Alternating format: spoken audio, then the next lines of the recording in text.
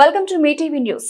నైజాం అరాచక పాలనకు వ్యతిరేకంగా పోరాడిన సర్దార్ సర్వాయి పాపన్న గౌడ్ను నేటి యువత ఆదర్శంగా తీసుకోవాలని కొల్చారం మండలం వరిగుంతం గ్రామ గౌడ సంఘం అధ్యక్షులు రుతుపురం శేఖర్ గౌడ్, బీఆర్ఎస్ నేత ముదిరాజ్ సంఘం నాయకులు ముచ్చింగారి సంతోష్, గ్రామ మాజీ సర్పంచ్ అక్కంగారి శ్రీధర్ గౌడ్, గోపాల్ గౌడ్లు అన్నారు. ఆదివారం కొల్చారం మండలం వరిగుంతం గ్రామంలో గౌడ సంఘం గ్రామాధ్యక్షుడు శేఖర్ గౌడ్ ఆధ్వర్యంలో సర్వాయి పాపన్న గౌడ్ 374వ జయంతి పురస్కరించుకుని గ్రామంలో పాపన్న గౌడ్ విగ్రహాన్ని ప్రతిష్ఠించి లాంఛనంగా ఆవిష్కరించారు. ఈ సందర్భంగా గౌడ సంఘం గ్రామాధ్యక్షుడు ముదుపురం శేఖర్ గౌడ్, శ్రీధర్ గౌడ్, గోపాల్ గౌడ్, సంతోష్లు మాట్లాడుతూ నిజాం నిరంకుశ పాలనకు వ్యతిరేకంగా పోరాడిన ఉక్కు మనిషి సర్వాయి సర్దార్ పాపన్న గౌడ్ అని అన్నారు.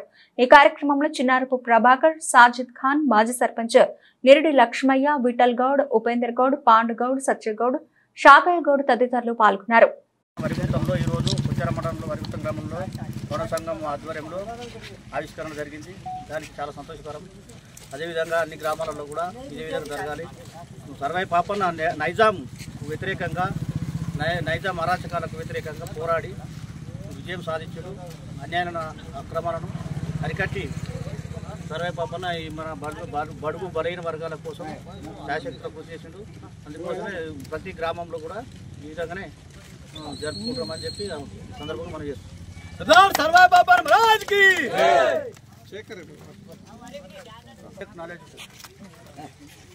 స్వర్గీయ గౌరవ సర్దార్ సర్వాయి పాపన్న గౌడ్ 374వ జయంతి సందర్భంగా వరిగుంతం గ్రామ గౌడ సంఘం తరఫున విగ్రహ ఆవిష్కరణ కార్యక్రమానికి విచ్చేసినటువంటి పెద్దలందరికీ కూడా పేరు పేరున ధన్యవాదాలు, నమస్కారాలు తెలియజేసుకుంటూ, శ్రీ సర్దార్ సర్వాయి పాపన్న గారు వరంగల్ జిల్లా కిలాషాపూర్ తాటికొండలో 1650 సంవత్సరం గౌడ కులంలో జన్మించి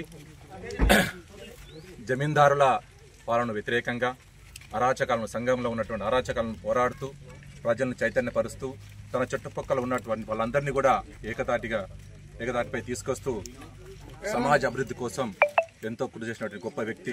మరి ఈనాడు 374 సంవత్సర జయంతి సందర్భంగా మనం ఈరోజు అతన్ని గుర్తించి అతన్ని అడుగుజాడలో నడిచి వారి జీవితాన్ని స్ఫూర్తిగా తీసుకొని మనం అందరం కూడా ముందుండి ప్రశ్నించే మనస్తత్వాన్ని అందరం కలిగి ఉండి మంచి సమాజ అభివృద్ధికి అందరం కూడా తోడ్పడాలని ఈ సందర్భంగా అందరికీ తెలియజేసుకుంటూ ధన్యవాదాలు. నమస్కారం.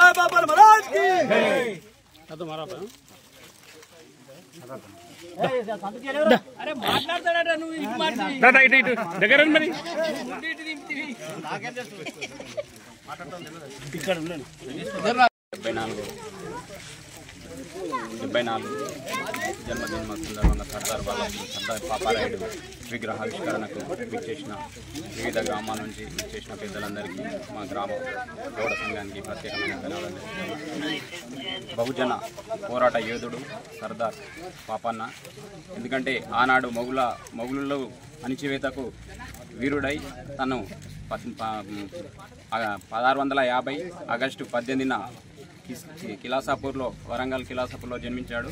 తన తండ్రి చిన్నప్పుడు చనిపోయినా కూడా తల్లి కష్టం చేస్తూ పెంచింది. గీత కార్మికుడైనా కూడా మొగుళ్ళ అరాచకాలను అణచివేయడానికి నడుము కట్టి బహుజనులందరినీ ఏకం చేసి తన ఎంతో కష్టపడి ఒక రాజ్యాన్ని ఏర్పాటు చేసుకొని అందరినీ బల్గు బలహీన వర్గాలను ఏకం చేస్తూ అధికారులను మన బలమైన నాయకులను కొట్టడానికి మొఘల సామ్రాజ్యాన్ని కూలగొట్టడానికి అందరితో ఏకమై రాజాధికారం చేజిక్కించుకున్నాడు. అంతేకాకుండా రాజాధికారం చేయించుకున్న తర్వాత కూడా గోల్కొండ కోటకు కూడా రాజైన చరిత్ర మన పాపారాయుడిది.